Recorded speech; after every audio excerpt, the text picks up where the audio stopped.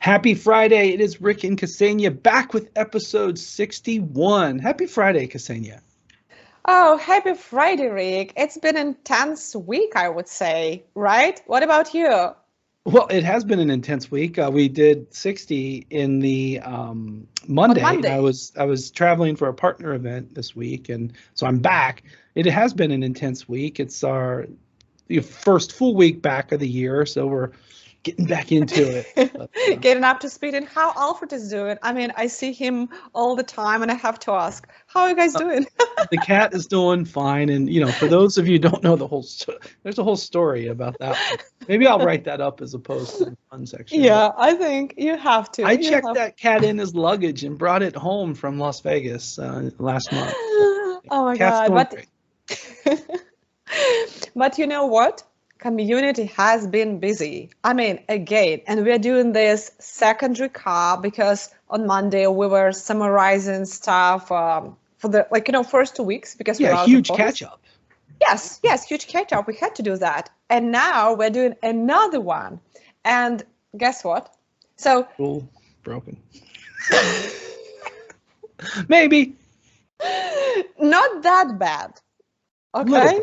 Yeah, a little. Minor fracture. Yeah, so first I would like to start with this post that created by Ragnar, and it was really reactive content. So he reported the issues with RFS and the latest Windows Server updates. He also put together some, information, additional links, and he added also Microsoft updates as well.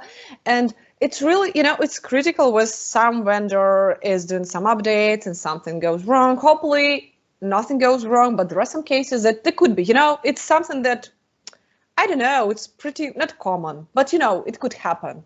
So it's really good that Ragnar put together this summary and also all these details. Yeah, so a couple of thoughts here. Updates that don't behave as expected, those can be rather bittering, right? They can really stress out an IT person.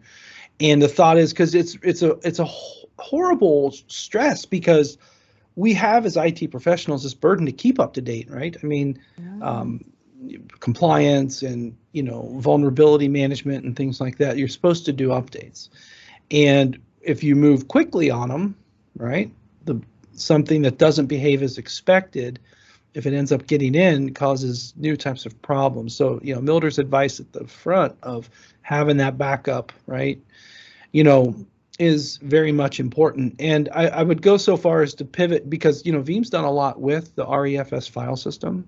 Yeah. I think that it's important to maybe think about this.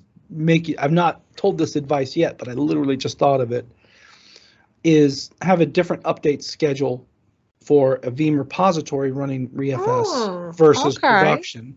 So, and you could even make the argument backups get it first versus production, assuming the 3-2-1 rule is done, or everything, they're staggered and then they're on a 2-week delay or something. You got to get into thinking about how do we do this, right? But this could be rather disruptive.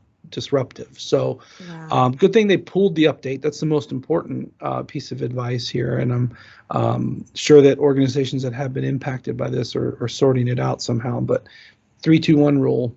Yeah. And actually now that I'm thinking about it, the two different media that, might need to be kind of assessed, right? Because you could potentially have source and target impacted with something like this, right? So maybe 3-3-1 rule is coming up. Who knows? 3 different media. Who knows? Yeah. But still, there should be this rule, I mean, there might be some modification of that as you try to, but there should be 3-2-1 or 3 some other variants of this. Yeah. So this should be. He has it right there on the 3rd paragraph. If you're affected, then removing the mentioned update should solve the issue. Don't repair. That's the most important part right there. Yeah, exactly. Yeah. Thanks, Ragnar. Thank you for sharing this. Thank you for adding all the links, for the information. Really good information to share with community. Okay.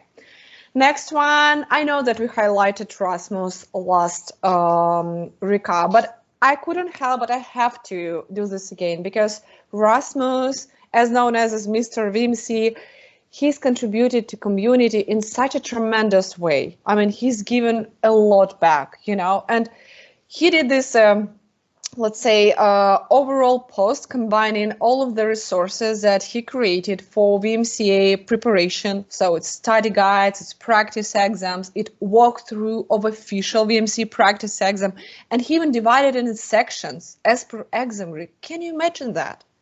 Yeah, so one watching this recap may think that Rasmus is like a committee member, okay, or something like that.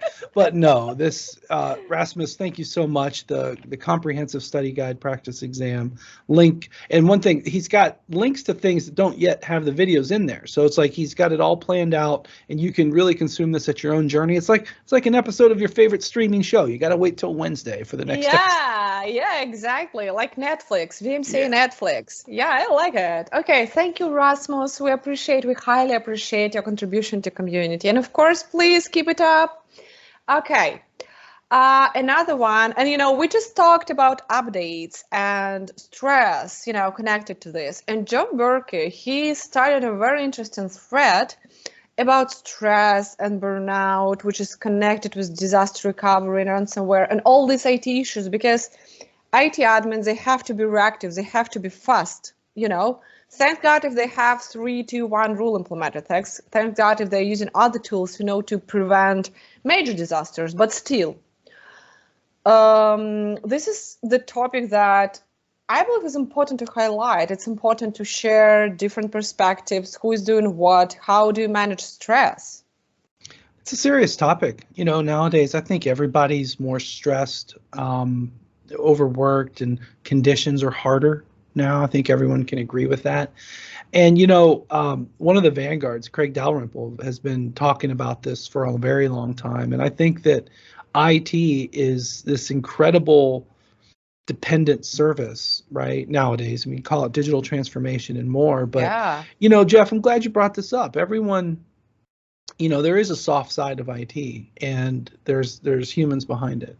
And, every measure has made it that it's more. There's more services, there's more devices, there are more modes of communication. All that falls on the IT team that doesn't necessarily grow and scale the same way. So I feel you, bro. And thanks for sharing. Yeah, thank you for sharing. Okay, last but not least, but rule is broken. And I want to highlight the Michael Paul blog, Veeam Legends Experience Year 1 Review. And Rick, this is jam. And not because, I'm a big fan of all community programs that Veeam is driving. And generally, all these collaborations with community, it means a lot to me. And probably I'm kind of not the person to tell that, that's great, but it is great. He put together all the benefits of a review. He put together some facts. So it based on facts, on his experience, some involvement, opportunities that he was provided with, community collaboration, training sessions, exclusive content, access to this, beta, CNFR. So all these type of things. And I'm really happy that now we have some inside view on this, because we talk a lot about our programs, we talk a lot about Legends program, but it's us, Veeam, as a company. And I think it's really valuable to share their Legend perspective on the program. Yeah, so Michael, this is a great write-up. I mean, heck, you're writing it up better than we write it up. But the thought here is that, I guess the kind of the higher level thing is, in fact, Kseniya and I were just talking 2022 planning and more earlier this morning. I mean, the community is so important to Veeam, and this hub, the Legends, and then even the rest of the members, and the Vanguards and the Veeam MVPs, which Rasmus is one of those, and all these multiple layers and dimensions. And one thing that I explain it to other stakeholders in the business, I have the great honor of managing this team, right?